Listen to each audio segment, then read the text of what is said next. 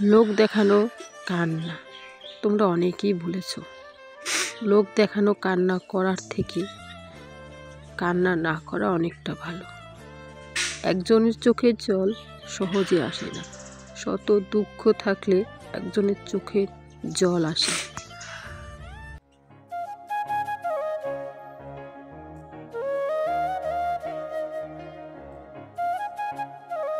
সকাল সকাল পেটের জন্য দৌড়াদৌড়ি শুরু হয়ে গেছে।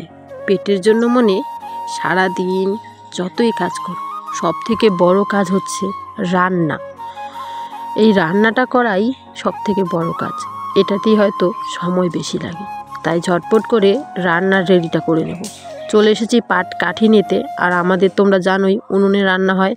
তো এতটাই ঠান্ডা পড়েছে আজকে 7 দিন। 7 দিন থেকে এত পরিমাণ ঠান্ডা বলার মতো না। হ্যালো বন্ধুরা, গুড মর্নিং। কেমন আছো তোমরা সবাই? আশা করি ভালো আছো, সুস্থ আছো। আমিও ভালো আছি, সুস্থ আছি। নতুন ব্লগের সঙ্গে জানাই তোমাদের অনেক অনেক স্বাগত। আজকের ব্লগটা শুরু করছি আমি এখন বাজে সকাল 10টা থেকে শুরু করছি। এদিকে ভাত বসিয়ে দিয়েছি, দেখো ভাত উত্তর চলে আসে। আর মাও বসে কিন্তু ঘর পরিষ্কার করছে, মানে পুরো ঘর ঝাড়াঝাড়ি করছে। ওই দেখো পুরো ঘরটর যা আছে একদম ওই ঘর, তারপর রান্নাঘর সব কিছু ঝাড়াঝাড়ি করছে। রান্নাঘর বলতে রান্নাঘরের ভেতরটা এখন করবে না, রান্না টান্না হয়ে গেলে তারপর কিন্তু রান্নাঘরের ভেতরটাও ঝাড়াঝাড়ি করবে। আর ওইদিকে কিন্তু আমাদের থাকার ঘরটা যা আছে ওটা ঝাড়াঝাড়ি হয়ে গেছে, টিভির ঘর ওগুলো হয়ে গেছে। এই দেখো একটা বড় একটা ঝাড়ু বানিয়ে নিয়েছে একটা বাঁশের মধ্যে, তারপর কিন্তু ঝাড়াঝাড়িগুলো করছে। কারণ দেখো সামনে সংক্রান্তি চলে এসেছে কয়েকদিনের মধ্যেই। আজকে হচ্ছে শুক্রবার, আর সোমবার দিন হচ্ছে সংক্রান্তি। সংক্রান্তির সময় পিঠে খাওয়া হবে, ধোয়া পাল্লা অনেক কিছুই করতে হয়। তাছাড়াও চলে এসেছে মামার বাড়ি কালী পুজো। কালী পুজোর আগে তো সব কিছু ধোয়া পাল্লা করতেই হবে, তোর জন্য কিন্তু এখন থেকেই শুরু করে দেওয়া হয়েছে। আর আকাশের অবস্থা বেশি ভালো নয়, রোদ তো উঠছেই না। এই রকম ঠান্ডার দিনের মধ্যেই কিন্তু কাজগুলো শেষ করে নিতে হবে, কারণ রোদ কবে উঠবে তার তো কোনো ঠিক নেই। তোর জন্যই কিন্তু মা ওইদিকে কাজ শেষ করে দিচ্ছে। আর এদিকে কিন্তু আমি ভাত বসিয়ে দিয়েছি, ভাতের উতল চলে এসেছে, কিছুক্ষণের মধ্যে ভাতটা নামিয়ে নেব। আর সবজি কি রান্না করব সেটা আমি এখনও জানি না, কী বা করি এখনও বলতে পারি না। দেখা যাক। সবজির মধ্যে আছে বেগুন আলু আছে দেখলাম, আর সেরকম কিছু নেই। বাবা তো গেছে সকাল সকাল বাজারে, এখনও আসেনি। তো বাবা চলে এলে কিন্তু দেখা যাক যে কি রান্নাটা হয়। আর সেরকম সবজি বলতে এই দুটোই আছে, আর কিছু নেই। আর শুকনো মাছ আছে, চিংড়ি শুকনো মাছ। ভাবছিলাম একবার চিংড়ি শুকনো মাছের বাটা করবো, একবার ভাবছি করব না, দেখা যাক করি কি না। এখনও ঠিক হয় নাই সবজিটা কি রান্না করব, শুধু ভাতটাই করে নিলাম আগে ভাগে। তো চলো ব্লগটা দেখতে থাকো, আশা করি ব্লগটা তোমাদের কাছে অনেকটা ভালো লাগবে। দেখো এপাশে আমি ডাল বসিয়েছিলাম, প্রেশারের মধ্যে ডাল সেদ্ধ হয়ে গেছে। আর ভেবেছিলাম লাউ রান্না করব, তো গাছে গিয়ে দেখি লাউ নেই। তো তাই হবে আজকে এই যে মুসুর ডালটা সেদ্ধ হয়ে গেছে, লবণ দিয়ে দিয়েছি। আর এদিকে করব মুসুর ডালটা সোমবার দেবো, এর জন্য কড়াই বসিয়েছি। আর করব কয়েকটা চিংড়ি শুকনো মাছ আছে, সেই চিংড়ি শুকনো মাছ দিয়ে চাটনি। আর ঘরে সেরকম কিছু নেই, তো এগুলোই রান্না করব। তো কড়াইটা বসিয়ে দিয়েছি, কড়াই গরম হোক, তারপর ডালটাকে সোমবার দিয়ে শুকনো মাছের চাটনিটা করে নেব। তো চলো রান্না টান্না শেষ করে তারপর তোমাদের সামনে আসছি। আর আজকে এই দুটোই রান্না, আর বেশি কিছু নেই। এগুলো শেষ করি, তারপর তোমাদের সামনে এসে কথা বলবো। হ্যালো বন্ধুরা, তোমরা সবাই কেমন আছো? আশা করি ভালো আছো, সুস্থ আছো। আমি ভালো নেই, সুস্থ নেই, তোমরা বুঝতেই পেরেছো কালকের ভিডিওতে। তোমরা অনেকেই এখানে কমেন্ট করে আমাকে বলেছো যে দিদি বা এটা আমি নাটকের জন্য করেছি, এটা আমার ভিউয়ার্স পাওয়ার জন্য করেছি, এগুলো নাটক। এগুলো যদি সত্যি নাটক হতো তাহলে কোনো দিন চোখের জল দিয়ে করা যেত না। আর যারা এরকম পর্যায় দিয়ে যাওনি, যারা এরকম পর্যায়ে ফেস করনি কোনো দিন, তারা বুঝবে না যে এই জিনিসগুলো কীরকম। আর একবার মানুষ পেছনে পড়ে গেলে তারপর এই জিনিসগুলো কেমন হতে পারে আর বা কতটা খারাপ হতে পারে। একদিন দুদিন বলাটা ঠিক আছে, তারপরে প্রত্যেক দিন প্রত্যেকের মুখে মুখে এইসব শোনা আর এসব বলতে থাকে। আর যা সম্বন্ধে বলুক না কেন, নিজের চরিত্র বা নিজের স্বামীর সম্বন্ধে যদি কোনো কিছু শোনা যায় তাহলে কোনো মেয়ে ঠিক থাকতে পারে না। সবাই বুঝবে না, তাই তোমাদের সবাইকে বলি, তোমরা হয়তো সবাই বুঝবে না যে আমার ভেতর দিকে আমি কতটা কষ্টে আছি বা আমার কতটা যন্ত্রণায় আছি, তোমরা অতটা বুঝবে না। তো কালকে তোমাদের বলেছিলাম যে আজ আমি জানাবো আমি কি পদক্ষেপ নিতে চলেছি। হ্যাঁ, আমি একটা খুব বড় পদক্ষেপ নিতে চলেছি। তো পদক্ষেপটা হচ্ছে আমি আর একদিন দেখব, আর একবার দেখব, না হলে আমি সোজা থানায় যাব। থানায় যে বা যারা আমার পেছনে এইভাবে লেগেছে আমি তাদের জন্য এফআইআর করব। এত কিছু ভেবে এত কিছু ইয়ে করে আমি এটাই বের করলাম যে আমার এফআইআরটা করতেই হবে, না হলে এভাবে টেকা সম্ভব নয়। 1 মাস হোক 2 মাস হোক যে কদিনই হোক আমার থাকতে হবে, আর এই দুনিয়ায় আমার থাকতে হবে। আমি যেখানেই থাকি না কেন আমি জানি তারা আমার পিছন ছাড়বে না, তারা কোনো দিন বুঝবে না এই সম্বন্ধগুলো। তাই আমি বারবার বলছি যে যারা এরকম বলছো বা যারা এরকম ভাবছো, তারা যদি ঠিক না হও তাহলে আমি এফআইআর করতে বাধ্য হব। এবার আমি সত্যিটা জানিয়ে দিলাম, এরকম পদক্ষেপ আমি নিতে না পারলে আমি জানি আমার আর অন্য কোনো পথ থাকবে না। তাই আমি বলছি যে তোমরা ঠিক হয়ে যাও, না হলে কিন্তু এফআইআরটা আমি বাধ্য হব করতে। আর আমি লোকের মুখে মুখে কথা বলি না বলে হয়তো লোক এত বেড়ে যায়, এত কিছু বলে। লোকের মুখে মুখে কথা বলাটা আমার উচিত। আমি এখন ভাবি, যখন চলে যায় সময়টা তখন আমি বলতে পারি না, পরে আমি ভাবি যে এগুলো বলা উচিত, এটাও করব ওটা করব, কিন্তু সেই টাইমটাতে আমার হয় না। যতটুকু চেষ্টা করি নিজেকে সামলাতে পারি না। যদি কোনো মেয়ে কোনো দিন শোনে যে কেউ বলে বা অভিশাপ দেয়, এটাকে অভিশাপই বলে, যে তার স্বামীর সাথে তার সম্পর্কটা বেশি দিন টিকবে না, তার স্বামীর সাথে তার সম্পর্কটা কিছুদিনের জন্যই তারপরে শেষ হয়ে যাবে, সেই কথাগুলো শোনার পর কোনো মেয়ে কোনো দিন ঠিক থাকতে পারে না। কোনো মেয়ে ঠিক থাকতে পারে, তার স্বামী যদি খারাপও হয় তবুও একটা মেয়ে তার স্বামীকে ভালোবাসে, আর তার স্বামী যদি ভালো হয় তবুও একটা মেয়ে তার স্বামীকেই ভালোবাসে। একটা মেয়ের বিয়ের পরে সবথেকে বড় সম্পদ হচ্ছে স্বামী, আর সবথেকে বড় যদি কাউকে বিশ্বাস করা যায় সে হচ্ছে স্বামী। আর তার সম্বন্ধে কিছু বলা, যে একটা পবিত্র সম্পর্ক, বিয়ে একটা পবিত্র সম্পর্ক, সেই পবিত্র সম্পর্কটা নিয়ে কিছু বলা কোনো মেয়ে সহ্য করতে পারবে না। কোনো মেয়ে পারবে না এটা সহ্য করতে।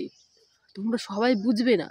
যারা আমাকে কমেন্টগুলো করে বলেছো দিদি এগুলা ঠিক না, এটা তুমি ভিউয়ার্সের জন্য করছো, এটা ওটা এটা এটা এটা ঠিক না, আমি সোশ্যাল মিডিয়ার মাধ্যমে এটা শেয়ার করেছি যে দেখে তারা আমাকে যে প্রথম কয়েকদিন খুব বলেছিল আমার ভিডিও সম্বন্ধ নিয়ে, কিন্তু সেটা আমি একটু দেখলাম বন্ধ হয়েছে এই সোশ্যাল মিডিয়াটাতে বলাতে। আর কালকে আমি তোমাদের বলেছি যে আমি পদক্ষেপ নেব। হ্যাঁ, আমি পদক্ষেপ এবার নেবই। ওরা যদি এবার ঠিক না হয়, ওরা যদি এবার এরকমই থাকে, তাহলে আমি পদক্ষেপ নিতে বাধ্য হব। আমি তাদের বিরুদ্ধে আমি এফআইআর করতে বাধ্য হব। এটা ছাড়া আমার উপায় নেই। স্বামী স্ত্রীর মধ্যে ঝগড়াঝাটি অনেক কিছু হতেই পারে, তার জন্য যে আমার স্বামী আমাকে ছেড়ে দিয়ে চলে যাবে, আমাদের সম্পর্কটা বেশি দিনের নয়, আমাদের সম্পর্কটা খুব কাছাকাছি চলে এসেছে শেষ হওয়ার মধ্যে, সে এটা বুঝে গেছে, সে এইভাবে বলতে পারলো, আমি ভাবতে পারলাম না সত্যি। এভাবে বললো কথাগুলো না পুরো মনের মতো। আচ্ছা, তোমরা যারা যারা আমাকে কমেন্ট করে বলেছো এই কথাগুলো, তাদের সামনে যদি কোনোদিন তোমাদের সবথেকে প্রিয় বা সবথেকে যাকে তোমরা অনেক ভালোবাসতে আগে, সেই মানুষগুলো এসে যদি তোমাদের বলে তোমাদের সম্পর্কটা বেশি দিন টিকবে না, তোমাদের সম্পর্কটা শেষ হয়ে যাবে, সেই টাইমে তুমি ঠিক থাকতে পারবে? অভিশাপ একটা খুব খারাপ জিনিস। কিছু কিছু লোক আছে যাদের অভিশাপ লেগে যায়, আমার মনে হয় না তার অভিশাপটা আমার লাগবে। তার কারণ খারাপ মানুষের অভিশাপ কোনোদিন লাগে না। আমি যদি কারো কোনোদিন খারাপ করি তাহলে ভগবান আমারও খারাপ করবে, আর আমি যদি কারো কোনোদিন খারাপ না করি ভগবান দেখবে। আর আমার মনে হয় না আমি কোনোদিন কারো খারাপ করেছি। সবার বিপদে আপদে থাকার চেষ্টা করেছি, সবাইকে ভালোবাসার চেষ্টা করেছি। আর লোকজন তো বলবেই এইভাবে। আর আমাকে না, সত্যি কথা, আমাকে যা বলে বলুক, যেটা খুশি, আমার সেই কথাটাতে এতটাও খারাপ লাগেনি যে আমার ভিডিও সম্বন্ধে কথাগুলো বলেছে, সেটাতে আমার যতটা খারাপ লাগেনি তার থেকে বেশি খারাপ লেগেছে আমার এই কথাটা নিয়ে যে আমাদের স্বামী স্ত্রীর সম্পর্কটা টিকবে না। আচ্ছা, আমি সিঁদুর পরেছি যার নামে, তাকে ছেড়ে আমি থাকতে পারবো? যার জন্য আমি আমার বাবা মা ভাই সবাইকে ছেড়ে এত দূর চলে গেছি, যার জন্য তাকে আমি ছাড়তে পারবো? যে আমার দুনিয়া। আর মেয়েদের বিয়ের পর সব থেকে কাছের মানুষ থাকে স্বামী, যে আমার সব, যে আমার ভালো লাগা খারাপ লাগা সব কিছু, তাকে ছেড়ে আমি কীভাবে থাকবো? এভাবে কথাগুলো তারা এমনভাবে বলে চলে যায় না, যে যে মানুষটার সামনে বলছি বা যে মানুষটাকে বলছি তার কতটা খারাপ লাগতে পারে, তার কতটা কষ্ট হতে পারে, সে কথাগুলো তারা বোঝে না। ভীষণ কষ্ট হয় আমার কথাগুলো শোনার পর, ভীষণ খারাপ লাগে আমার কষ্টগুলো মানে কথাগুলো শোনার পর। কিন্তু মুখে মুখে জবাবটা না দেওয়াতে তারা বেড়ে গেছে। এখন নিজেকে শক্ত করার দিন, এখন নিজেকে শক্ত করতে হবে আমাকে, মুখের উপরে জবাব দিতে হবে। সবাই জানে সোমা তো মুখের উপরে জবাব দিতে পারে না। সোমাকে কিছু বলবো সোমা শুনে যাবে, সোমা কিছু বলবে না। সোমার মুখ খুলতে হবে। পারি না গো, পারি না। বারবার চেষ্টা করি, কেউ যদি আমাকে কিছু খারাপ কথা বলে যায় বারবার চেষ্টা করি তাকে আমি বুঝিয়ে দেব, কথাগুলো বুঝিয়ে দেব, কিন্তু সেটা আমাকে না শেখায়নি। আমার বাবা মা সেরকম শিক্ষা দেয়নি যে লোকের মুখের উপরে কথা বলবো, লোকের মুখের উপরে যা তা বলবো। এগুলো আমার বাবা মার শিক্ষা আমাকে দেয়নি। আর যারা এরকম করে বলেছে তাদের শিক্ষা দিয়েছে মানুষের এটা সেটা ধরে কথা বলতে। একটা তোমাদের গল্প বলি বা একটা কথা বলি। ছোটোবেলায় একজন আমাকে একটা কথা বলেছিল, সেই কথাটা নিয়ে আমি এতটাই কষ্ট পেয়েছিলাম। হ্যাঁ, আমি দেখতে সুন্দর নয়, আমি দেখতে খারাপ, আমি দেখতে কালো কুৎসিত, ঠিক আছে। ছোটোবেলায় একটা পড়তাম, কানাকে কানা খোড়াকে খোড়া বলিও না। তোমরা হয়তো অনেকেই পড়েছো, কানাকে কানা বলিও না, খোড়াকে খোড়া বলিও না, তাদের কষ্ট হয়। যেরকম আমরা কালো, আমাদের যদি কেউ বলে না দেখতে কালো বিচ্ছিরি, আমাদেরও কিন্তু খারাপ লাগে, আমাদেরও তো মন আছে, আমাদেরও খারাপ লাগে। আর ছোটোবেলায় আমাকে একজন একটা কথা বলেছিল, একটা কালো রঙের কুর্তি পরেছিলাম। আর আমার একটা অভ্যাস, যে কোনো একটা জিনিস, নতুন জিনিস আনার পর আমি জিনিসটা পরবো, পরে সবাইকে দেখাবো যে এই জিনিসটা আমার এনেছে, এই জিনিসটা কেমন হয়েছে, এটা আমার একটা অভ্যাস। তো সেই কালো কুর্তিটা পরে আমি বেরিয়েছিলাম ঘর থেকে। আর সেই টাইমে সেই লোকটা এসেছিলো আমাদের বাড়িতে। তো সে এসে আমাকে বলেছিল, কী রঙের একটা কুর্তি পরেছিস, দেখতে তো এমনি কালো কুৎসিত, আর সাথে দুজন দাঁড়িয়ে গেলে পুরো মা কালীর মতো লাগবে, মা কালী ডাকিনী যোগিনী। জানি না সেই কথাটাতে আমার এতটাই খারাপ লেগে গেছে, আর এমনভাবে রুক্ষভাবে কথাগুলো বলেছিল না, আমার ভীষণ খারাপ লেগেছিলো। আমি সাথ কুর্তিটা ছিঁড়ে ফেলে দিয়েছিলাম সেই দিন। সেদিনে আমার শিক্ষা হয়েছিল, লোকে যাই বলুক, কালোকে কালো বলুক, তাদের মুখে বাঁধে না, তাদের শিক্ষা নেই, তাদের মা বাবা তাদেরকে শিক্ষা দেয়নি, তো তারা এরকমই। আমাকে যতই কালো বলুক, সেই দিন আমার শিক্ষাটা হয়েছিল আমাদের মাথার চুল কালো, যেটা সবাই ভালোবাসে, আমাদের চোখের মণি কালো, যেটা দিয়ে আমরা টোটাল জগৎটাকে দেখতে পারি, আমাদের মা কালী কালো, যাকে আমরা এত ভক্তি শ্রদ্ধা করি। তো সেই দিন এই কথাটা সে আমাকে বলে যাওয়ার পর, আমি জামাটা ছিঁড়ে নেওয়ার পর প্রায় 3-4 ঘন্টা পর আমি সেই কথাটা ভেবেছিলাম। তারপর থেকে আমাকে যত লোকেই খারাপ বলুক না কেন, যতই কালো কুচিত বলুক, আমার খারাপ লাগে না। আমি বলি, হ্যাঁ, তোমরা যে মাকে ভক্তি শ্রদ্ধা করো, যে মাকে হাঁটু গেড়ে প্রণাম করো, সেই মাও তো কালো, সে মাও তো এরকমই। এই কথাগুলো কিন্তু এখন আমি বলি তাদের সামনে, যদি আমাকে কোনোদিন কেউ বলে। আর একজন আমাকে বলেছিল যে আমি দেখতে এতটাই খারাপ, তোমাদের দাদাভাইয়ের সাথে আমার সম্পর্কের আগে আমি দেখতে এতটাই খারাপ, আমি দেখতে এতটাই কুৎসিত যে আমার বর আমাকে ফুলসজ্জার দিন রাতে রেখে চলে যাবে। বিয়ে হয়েছে এখন 3 বছর। কোথায়, তোমার দাদাভাই তো আমাকে ছেড়ে যায়নি, বরং সে আমাকে এখন আরও বেশি ভালোবাসে। সে আমাকে এখন চোখে হারায়। এই বাইরে গেছে, বিদেশে থাকছে, সে আমাকে কতবার ফোন করে আমি তোমাদের বলতে পারবো না। এতবার ফোন করে, একটু পর পর এটা সেটা অনেক কিছু জিজ্ঞাসা করে। এগুলো ভালো লাগে, একটা মেয়ে এগুলো চায়, স্বামী, সংসার, সন্তান আদি সব কিছু নিয়ে ভালো থাকতে। এমনকি একজন আমাকে এটাও কমেন্ট করে বলে, কমেন্ট না, একজন আমাকে এটাও আমার মুখের সামনে এসে বলে গেছে, আমি নাকি কোনোদিন সন্তানাদির মুখ দেখতে পারবো না। সে কথাগুলোতেও আমার খারাপ লেগেছে যে আমি তো একটা মেয়ে, প্রত্যেকটা মেয়ের ইচ্ছে হয় যে মা হব, সন্তানের মুখ থেকে মা ডাক শুনবো, একজন ফুটফুটে সন্তানের জন্ম দিব। প্রত্যেকটা মেয়েরই ইচ্ছে হয়, প্রত্যেকটা মেয়েরই ইচ্ছে থাকে। কারো কয়েকদিন পর হয়, কারো কয়েকদিন আগে হয়ে যায়। তোমার যদি বিয়ের 1 বছরের মধ্যে তুমি মা হয়ে যাও, সেটাতেও খারাপ। এত কিসের তাগদা, এত কিসের চাহিদা, এত কেন তাড়াতাড়ি হয়ে গেল। এমনকি তুমি যদি 2-3 বছর পরেও হও, তাহলেও বলে তোমার কি কোনো সমস্যা আছে, কেন এখন হচ্ছে না। হ্যাঁ, আমি সবাইকে বলি আমার একটা সমস্যা আছে। কেউ আমাকে বলে, আমি বলি হ্যাঁ আমার সমস্যা আছে, আমার অতিরিক্ত মিন্সে পেট ব্যথা হয়, সেই কারণে হয়তো আমি এখনও পারছি না। তো সেটার ওষুধ খেতে হবে, ওষুধ খাবো।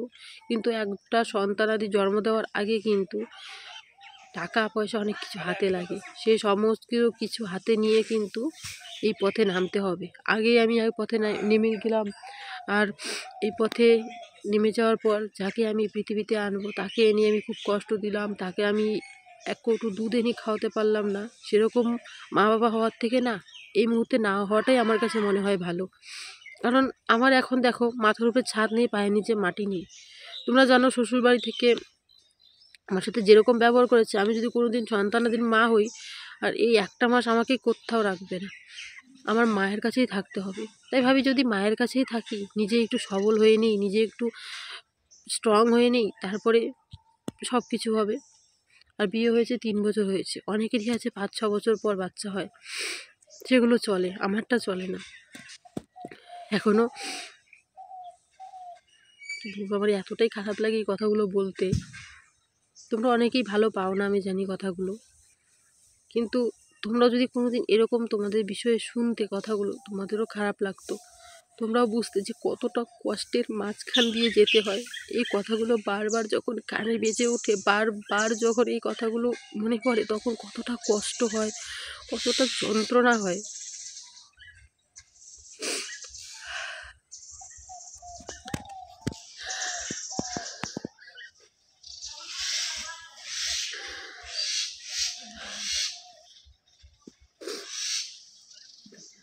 কতটা কষ্ট যন্ত্রণা নিয়ে একটা মেয়ে এভাবে ভালো থাকতে পারে। 1 নম্বর কথা দেখো, স্বামী কাছে থাকে না। বিয়ের পর কিন্তু মেয়েদের সব থেকে বড় সম্পদ হচ্ছে স্বামী। সে স্বামী কাছে না থাকলে একটা মেয়ের খারাপ সারা দিনই লাগে। কিন্তু আমার না সেই অভ্যাসটা চলে গেছে, মানে পর কাছে থাকবে সেরকম একটা যে অভ্যাস, সেটা নেই, সেটা চলে গেছে। আমার এখন আগে যেমন মেয়ের মতো ছিলাম সেরকমও এখনও। যখন তোমাদের দাদাভাই আসে চলে যায়, 1 সপ্তাহ খুব কষ্ট হয়, তারপর যেই আর সেই এরকমই হয়ে যায়। আমি আবারও বলছি, এই কথাগুলো যদি আর কোনোদিন আমি শুনি বা কোথাও যদি এই কথাগুলো আমার শুনতে হয় এভাবে, আমার উপর দিয়ে যদি এভাবে এরকম ব্যবহার করা হয়, তাহলে আমি সত্যি এখন থানায় যেতে বাধ্য হব। তো চলো, আজকের ভিডিওটা এখানেই রাখছি। ভালো থেকো, সুস্থ থেকো। নতুন ভিডিও তাড়াতাড়ি তোমাদের জন্য চলে আসবে। আজকের মতো টাটা।